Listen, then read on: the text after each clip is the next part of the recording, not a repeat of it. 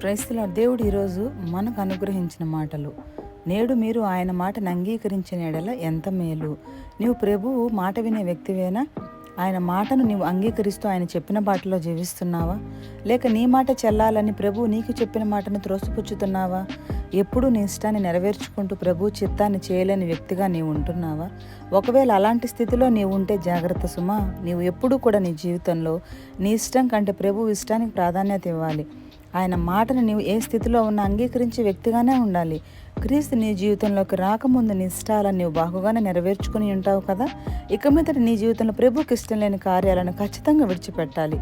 ఆయన మాటను నీవు అంగీకరించినప్పుడు నువ్వు మేలును అనుభవించగలుగుతావు, విజయాన్ని చూడగలుగుతావు, నీ జీవితంలో ఎల్లవెల్లలా సంతోషాన్ని పొందుకోగలుగుతావు.